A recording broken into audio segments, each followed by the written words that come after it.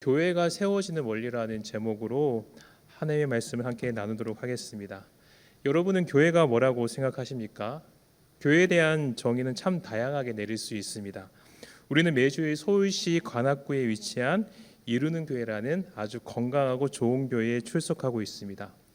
우리 이루는 교회처럼 한 지역에 위치한 지역 교회를 우리는 교회라고 생각합니다.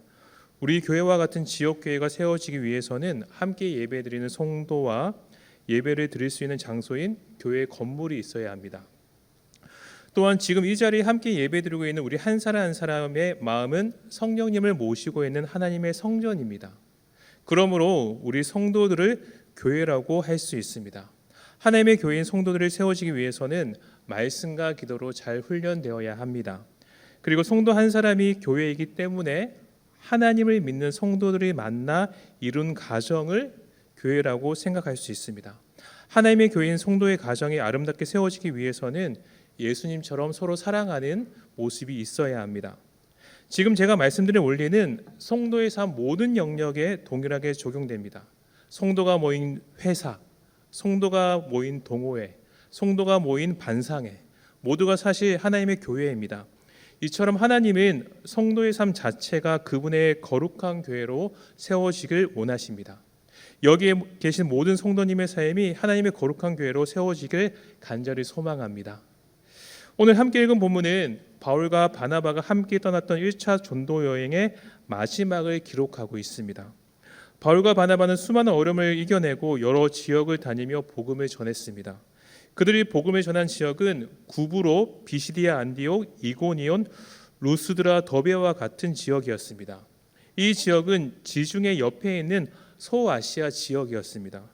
우리는 이 지역을 지난 바울과 바나바의 전도 여행을 통해서 하나님의 교회가 세워지는 원리를 발견할 수 있습니다. 이 원리가 우리 삶 속에도 동일하게 적용되길 원합니다. 여기서 우리는 가장 먼저 기억해야 할 것이 있는데, 하나님의 교회를 세우기 위해 떠났던 바울과 바나바의 여정은 순탄한 여정이 아니었다는 겁니다. 그들은 가는 곳마다 여러 방해와 핍박을 겪어야 했습니다. 첫 번째로 도착했던 구브로 섬에서는 사람들을 미혹하던 거짓 마술사 엘루마를 만나야 했습니다. 그 다음 도착한 비시디아 안디옥에서는 이방인이 복음을 받아들이는 것을 보고 시기심에 가득 찬 유대인들을 만나야 했습니다. 시기심에 노예가 된 유대인들은 사람들을 선동해서 바울과 바나바의 복음 사역을 방해했습니다. 유대인들은 그 다음 행성지인 이고니온까지 따라와서 계속 바울과 바나바를 괴롭혔습니다. 그러다가 바울과 바나바는 그 다음 도착한 지역인 루스드라에서 나면서부터 걷지 못한 사람을 고치는 기적을 베풀게 됩니다. 그 모습을 보고 루스드라 사람들은 두 사도를 제우스와 헤르메스 신이라고 여기면서 그들에게 제사를 하려고 했습니다. 두 사도는 소리 지르며 옷을 찢고 사람들이 자신들에게 제사하는 것을 말렸습니다. 그런데 다른 지역에서 바울과 바나바를 괴롭히던 유대인들이 루스드라까지 따라왔습니다. 그들은 루스드라에서도 사람들을 충동해서 바울과 바나바의 사역을 방해했습니다. 유대인의 선동에 넘어간 루스드라 사람들은 바울과 바나바를 돌로 쳐서 죽이려고 했습니다. 본문 19절은 그들이 돌로 바울을 쳐서 죽은 줄로 알고 시외로 끌어내치니라 말합니다. 이 말씀처럼 그들은 바울과 바나바를 실제로 죽이려고 달려들었습니다. 바울과 바나바는 이와 같이 복음을 전하기 위해 가는 곳마다 목숨까지 위협받는 어려움을 겪어야 했습니다. 사랑하는 여러분, 우리는 이 사실을 보면서 세상은 하나님의 교회를 세우려는 우리를 절대로 가만히 놔두지 않는다는 것을 기억해야 합니다. 세상은 복음을 전하는 우리를 끊임없이 방해합니다. 교회를 세우려는 우리를 집요하게 괴롭힙니다. 왜냐하면 복음이 선포되는 것, 교회가 세워지는 것은 사단이 가장 싫어하는 일이기 때문입니다. 그리고 여러분 보십시오. 루스드라에 있는 사람들은 방금 전까지만 해도 바울과 바나바에게 제사를 드리려고 했던 사람들입니다. 그런데 그들이 갑자기 바울과 바나바를 돌로 쳐 죽이려고 달려든 사람들로 돌변해 버렸습니다. 변해도 이렇게 갑자기 돌변할 수 없습니다. 여러분, 우리를 방해하고 괴롭히는 세상의 모습이 이와 같다는 겁니다. 한 심리학자가 사람의 관계에 대해서 말하는 강연을 들은 적이 있습니다. 사람과 관계를 맺을 때 가장 힘든 것은 일관성이 없는 것이라고 합니다. 사람은 모두 성향이 다릅니다. 어떤 사람은 성질이 급합니다. 또 다른 사람은 반대로 성격이 너무 느긋합니다. 사람은 우리가 이게 사람과 관계를 맺을 때 그 사람의 성향은 그리 중요한 문제가 아니라고 합니다. 사람은 그 성향에 따라 비슷한 상황에서 비슷한 반응을 보이기 때문에 그에 맞게 상대하면 되기 때문입니다. 문제는 비슷한 상황에서 어떨 때는 급하게 반응을 보이고 또 어떨 때는 느긋하게 반응을 보이기 때문에 관계 맺기가 힘들어진다고 합니다. 왜냐하면 그 사람의 반응을 예측할 수 없기 때문입니다. 이처럼 우리 사람은 일관성이 없는 것을 가장 힘들어 한다고 합니다. 그런데 여러분, 안타깝게도 우리 사람은 모두 일관성이 없는 존재입니다. 어떤 사람이 항상 일관성 있는 모습을 보인다면 그 사람은 아주 성숙한 사람입니다. 여기서 오해하시면 안 됩니다. 일관성 있게 늦잠을 잔다, 일관성 있게 지각을 한다, 이런 것은 성숙한 것이 아닙니다. 제가 말씀드린 것은 성격적인 부분입니다. 그래서 사람과 관계를 맺는 것이 어렵고 힘든 법입니다. 우리를 방해하고 괴롭히는 세상도 이처럼 일관성이 없습니다. 세상은 우리가 예측할 수 없는 방법으로 계속 우리를 괴롭힙니다. 계속 우리를 방해합니다. 우리가 복음을 전하지 못하도록 우리 마음을 낙심하게 합니다. 우리가 교회를 세우지 못하도록 우리를 넘어지게 합니다. 교회 속에서 참 예측할 수 없는 일들이 많이 벌어집니다. 한 지역의 교회가 세워지기 위해서는 성도들의 헌신과 땀이 있어야 합니다. 그러나 한 교회가 무너지는 데는 순식간에 그 일이 일어나는 모습을 보게 됩니다. 왜냐하면 세상의 공격을 우리가 예측할 수 없기 때문입니다. 그러면 여러분, 우리는 교회를 세워가는 것을 포기해야 하겠습니까? 당연히 그럴 수 없습니다. 오늘 본문 속에 등장하는 바울과 바나바도 수많은 어려움을 이겨내고 가는 곳마다 교회를 세웠습니다. 그러면 우리가 집요한 세상의 방해에도 불구하고 교회를 세울 수 있는 이유는 무엇이겠습니까? 우리는 그 이유를 두 가지 측면에서 이해할 수 있습니다. 첫 번째 측면은 하나님의 측면입니다. 교회를 세우는 우리를 위해 하나님께서 하시는 일이 있습니다. 두 번째 측면은 우리가 감당해야 하는 측면입니다. 교회를 세우는데 우리가 반드시 감당해야 하는 부분이 있습니다. 제가 이미 말씀드린 것처럼 두 사도는 복음을 전하기 위해 가는 곳마다 어려움을 겪었습니다. 그러나 그들이 가는 곳마다 복음을 듣고 예수님을 따르는 사람들이 생겨났습니다. 구브로에서는 총독 서기오 바울이 예수님을 믿게 되었습니다. 비시디오 안디옥에서는 바울의 설교를 들은 이방인들이 예수님을 믿게 되었습니다. 이고니온에서도 두 사도가 전한 복음을 듣고 예수님을 믿게 된 사람들이 생겨났습니다. 이것은 루스드라 지역도 마찬가지였습니다. 비록 두 사도가 가는 곳마다 세상에 집요한 방해가 있었지만 예수님의 복음을 믿는 사람들은 점점 더 많아졌습니다. 그리고 본문 21절을 말씀합니다. 복음을 그 성에 전하여 많은 사람을 제자로 삼고. 아멘.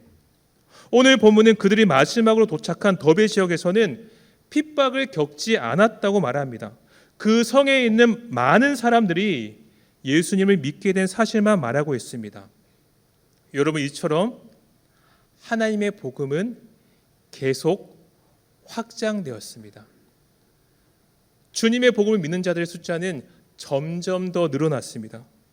지금도 하나님은 변함없이 자신의 복음을 확장시켜 나가고 계십니다. 하나님은 이 땅을 창조한 그 순간부터 지금까지 복음을 위해 쉬지 않고 일하고 계십니다. 지금도 변함없이 하나님의 교회를 이 땅에 세워가고 계십니다. 비록 눈앞에 세상의 방해가 극심한 것 같아도 우리는 바로 이 사실을 기억해야 합니다. 결국 교회는 하나님께서 세우십니다. 결국 이 땅의 교회는 우리 인간이 아니라 하나님께서 세우십니다. 이것이 이 땅의 교회가 세워지는 첫 번째 원리입니다. 그러므로 우리는 어떤 상황 속에서도 포기하지 않고 교회를 세워갈 수 있습니다. 그러나 이 말은 교회를 세우는데 우리가 아무 일도 하지 않아도 된다는 말이 아닙니다. 하나님께서 직접 자신의 교회를 세워 가시지만 우리 또한 교회를 세우는데 반드시 감당해야 하는 일들이 있습니다. 바울과 바나바는 전도 여행을 떠났던 지역을 다시 돌면서 제자들을 격려했습니다.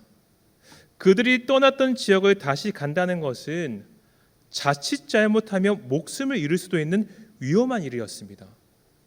그들은 방금 루스드라 지역에서 돌에 맞아 죽을 뻔했습니다. 그런데도 그들은 목숨을 무릅쓰고 다시 그 지역에 돌아가 제자들을 격려했습니다.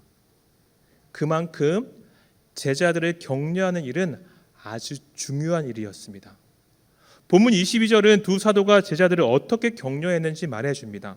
본문 22절을 말씀합니다. 우리 같이 한번 읽어볼까요? 읽겠습니다. 제자들의 마음을 굳게 하여 이 믿음에 머물러 있으라 권하고 또 우리가 하나님의 나라에 들어가려면 많은 환난을 겪어야 할 것이라고 하고. 아멘. 본문은 마음을 굳게 하고 이 믿음에 머물러 있으라고 하나님의 나라에 들어가는 것, 이 세 가지를 말합니다. 이것이 바로 교회를 세워가기 위해 우리가 감당해야 하는 일입니다. 첫 번째, 우리는 교회를 세워가기 위해 마음을 굳게 해야 합니다. 여기서 말하는 마음을 굳게 하는 것은 구약에서 말하는 마음이 굳은 백성이라고 할 때 굳은 것과는 완전히 다른 의미입니다. 우리 몸에 굳은 살이 생길 때가 있습니다. 꾸덕살이라고 이야기하죠. 이 굳은 살은 우리 몸에 유익을 주지 못합니다. 굳은 살은 우리 몸이 그만큼 상했음을 의미합니다. 구약에서 이야기하는 마음이 굳은 백성이라는 것은 우리 마음이 마치 이 꾸덕살처럼 굳어 있다는 것을 의미합니다. 반대로 우리 몸의 근육은 다릅니다. 근육은 우리에게 참 많은 유익을 줍니다. 근육은 우리가 생활하는데 참 많은 힘과 에너지를 제공합니다. 제가 요즘 다이어트를 하면서 이 근육에 관련된 그 정보를 많이 듣고 있는데 나이가 들면 들수록 우리 사람들은 근육이 생겨야 한다고 합니다. 여기 계신 장로님들, 우리 권사님들 좀 근력 운동을 많이 하시길 부탁드리겠습니다. 그래야지 오랫동안 건강하게 살 수 있다고 합니다. 그만큼 이 근육은 우리가 생활하는데 반드시 필요한 것입니다. 여기서 말하는 마음을 굳게 하라는 것은 우리 마음에 근육을 만들라는 말과 같습니다. 세상의 방해에도 견딜 수 있는 힘을 가진 마음의 근육을 우리 성도는 가져야 합니다. 이것이 교회를 세워가는데 우리가 반드시 감당해야 하는 첫 번째 일입니다. 두 번째로 우리는 교회를 세워가기 위해 이 믿음에 머물러 있어야 합니다. 여기서 말하는 머물다라는 동사는 어떤 행동을 쉬지 않고 지속하는 것을 의미합니다. 예를 들어서 매주일 이 교회에 나와서 예배를 드린다. 내가 아침에 일어나서 항상 변함없이 고구마를 먹는다. 이렇게 어떤 행동을 쉬지 않고 계속하는 것을 의미합니다. 하나님께서는 우리 마음 안에 예수님의 복음을 허락해 주셨습니다. 우리를 구원하신 예수님을 향한 믿음을 주셨습니다. 그러므로 우리는 예수님을 믿는 삶을 포기하지 않고 꾸준하게 살아야 합니다. 세상이 우리를 공격하는 목적이 바로 예수님을 믿는 삶을 살지 못하게 하기 위함입니다. 바울과 바나바가 살던 시대의 많은 그리스도인들이 세상의 공격에 넘어져 믿음의 삶을 저버리고 말았습니다. 지금 우리가 살고 있는 이 시대 속에서도 많은 사람들이 믿음의 삶을 저버리고 있습니다. 우리는 세상의 공격에 넘어지지 말고 꾸준하게 변함없이 이 믿음의 삶을 살아야 합니다. 이것이 교회를 세워가는데 우리가 반드시 감당해야 하는 두 번째 일입니다. 마지막 세 번째로 우리는 교회를 세워가기 위해 하나님의 나라에 들어가야 합니다. 어떤 나라에 들어간다는 것, 그 나라에 속한다는 것은 그 나라의 법대로 산다는 것을 의미합니다. 로마에 가면 어느 법을 따라야 합니까? 로마의 법을 따라야죠. 마찬가지로 우리가 하나님 나라에 들어간다는 것은 하나님의 나라의 법을 따른다는 의미입니다. 곧 우리는 교회를 세워가기 위해 하나님 나라의 법, 그 나라의 원리대로 살아야 합니다. 우리는 예수님의 십자가를 통해 이미 시작된 하나님의 나라에 들어가게 되었습니다. 우리 마음에는 이미 하나님의 천국이 시작되었습니다. 그러나 우리는 예수님께서 다시 오실 때 완성될 하나님의 나라에 속한 존재입니다. 이 말은 여전히 세상의 원리가 지배하는 이 세상 나라 속에서 우리는 살고 있다는 겁니다. 그 세상은 계속 우리에게 하나님의 나라의 원리가 아닌 세상의 원리대로 살아야 한다고 미혹합니다. 사람은 살아가는 존재가 아니라 이용하는 존재라고 말합니다. 남을 위해 희생하는 것은 바보 같은 행동이라고 말합니다. 오직 나만의 행복을 위해 살아야 한다고 말합니다. 내가 원하는 것, 내가 하고 싶은 것, 내가 즐기는 것이 가장 중요한 가치라고 이야기합니다.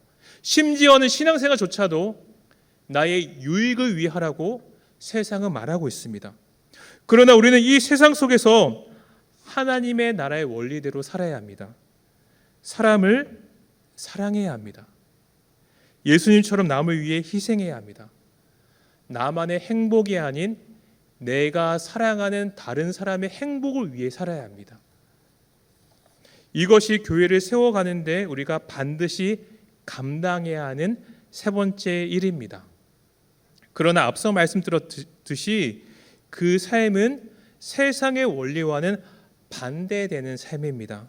그래서 이어지는 본문은 우리가 하나님의 나라에 들어가려면 많은 환난을 겪어야 할 것이라 하고라고 말합니다. 비록 그 삶이 환난을 겪는 삶이라도 어려움이 있는 삶이라도 우리는 반드시 그 삶을 살아야 합니다. 하나님께서는 우리가 마음을 굳게 하는 삶을 통해 이 땅에 교회를 세워 가십니다. 우리가 이 믿음을 포기하지 않고 끊임없이 지키는 삶을 통해 교회를 세워 가십니다. 우리가 세상의 원리가 아닌 하나님의 나라의 원리대로 살아가는 삶을 통해 이 땅에 교회를 세워 가십니다. 이 세 가지 삶을 충실히 감당하는 우리 모두가 되길 원합니다. 또한 우리는 여기서 교회가 세워지는 아주 중요한 원리 한 가지를 더 발견할 수 있습니다. 지금 바울과 바나바는 전도 여행을 떠났던 지역에 돌아가 제자들에게 마음을 굳게 하는 삶, 지속적으로 믿음을 지키는 삶, 하나님의 나라의 원리대로 살아가는 삶을 가르치고 있습니다. 바울과 바나바의 가르침을 받은 제자들은 또 다른 누군가에게 동일한 원리를 가르쳤습니다. 디모데후서 2장 2절을 말씀합니다. 또 내가 많은 증인 앞에서 내게 들은 바를 충성된 사람들에게 부탁하라. 그들이 또 다른 사람들을 가르칠 수 있으리라. 아멘. 예수님으로부터 시작된 이 원리는 예수님의 제자 사도들을 통해 이어졌습니다. 또한 그 가르침은 사도들의 또 다른 제자들을 통해 그 명맥이 유지되었습니다. 그 가르침이 이어지고 또 이어져서 오늘을 살아가고 있는 우리들에게까지 이어져 온 것입니다. 곧 우리가 예수님께서 가르쳐 주신 이 원리를 누군가에게 끊임없이 가르칠 때, 끊임없이 전할 때 이 땅에 교회는 세워질 수 있습니다. 이 가르침의 명맥이 끊어진다면 이 땅의 교회 또한 사라지게 될 것입니다. 특별히 오늘로부터 시작해서 우리 사랑하는 주일학교가 여름 사역을 시작하게 됐습니다. 왜 그 아이들에게 이 여름 사역을 통해서 복음을 전해야 하겠습니까? 왜 그들에게 신앙의 모습을 보여줘야 하겠습니까? 이 원리의 명맥이 끊어지지 않기 위함입니다. 사랑하는 우리 자녀들에게 이 원리를 가르치고 사랑하는 우리 주변 이웃들에게 이 원리를 전하고 우리 교회에 보내주신 소중한 새가족에게 이 원리를 알려줘야 합니다. 그럴 때 비로소 이 땅에 하나님의 교회가 세워질 수 있습니다. 저는 오늘 설교를 시작하면서 서두에 마음에 성령님을 모신 성도 한 사람 한 사람이 교회라고 말씀드렸습니다. 그 성도들이 만나 이룬 가정 또한 교회라고 말씀드렸습니다. 성도가 모인 회사, 성도가 모인 동호회, 성도가 모인 반상회 모두 교회입니다. 또한 성도들이 모인 우리 이루는 교회도 두말할 필요 없이 하나님의 교회입니다. 그래서 오늘 본문이 말하고 있는 하나님의 교회가 세워지는 원리는 우리의 모든 삶에 적용됩니다. 우리는 마음을 굳게 하고 믿음의 삶에 머물고 하나님의 나라의 원리대로 사는 삶을 통해 우리 각자의 삶을 아름다운 교회로 세워가야 합니다. 우리는 마음을 굳게 하고 믿음의 삶에 머물고 하나님의 나라의 원리대로 사는 삶을 살아내면서 나의 가정을 하나님이 기뻐하신 교회로 세워가야 합니다. 이 원리대로 우리의 생계를 책임지고 있는 직장을 하나님의 교회로 세워가야 합니다. 주변 이웃들과 만나는 반상회를 교회로 세워가야 합니다. 마음이 맞는 친구들과 모인 동호회를 교회로 세워가야 합니다. 그리고 가장 중요한 하나님께서 이 지역에 세우신 우리 이루는 교회를 정말 교회다운 교회로 세워가야 합니다. 이것이 바로 하나님께서 우리 그리스도인들에게 주신 소중한 특권이자 사명입니다. 물론 세상은 우리가 이 사명을 감당하는 것을 집요하게 방해할 겁니다. 그들의 공격이 너무 거세서 때로는 낙심하고 넘어질 때도 있을 겁니다. 그러나 그때 우리는 제가 첫 번째로 말씀드렸던 원리를 기억할 수 있습니다. 하나님의 교회는 누가 세우십니까? 하나님 자신이 반드시 세우십니다. 이 세상보다 크신 하나님께서 우리와 함께 하십니다. 이 세상을 능가하시는 하나님께서 우리에게 날마다 새 힘을 주십니다. 그러므로 우리는 이 사명을 포기하지 않고 꾸준히 감당할 수 있습니다. 다시 한번 정리해 볼까요? 마음을 굳게 하고 이 믿음에 머물고 하나님의 나라의 원리대로 살아가는 삶, 이 세 가지 원리를 내가 있는 바로 그 자리에서 충실히 감당하는 우리 모두가 되길 소망합니다. 또한 사랑하는 사람들에게, 사랑하는 나의 자녀들에게, 사랑하는 내 가족에게, 사랑하는 나의 친구들에게, 내 이웃들에게 이 원리를 끊임없이 전하는 우리가 되길 원합니다. 그 삶을 통해 하나님께서는 이 땅에 거룩한 주님의 교회를 세워 가실 겁니다. 이 기대를 가지고 새롭게 시작되는 한 주간 힘차게 살아가는 저희 모두가 되길 원합니다.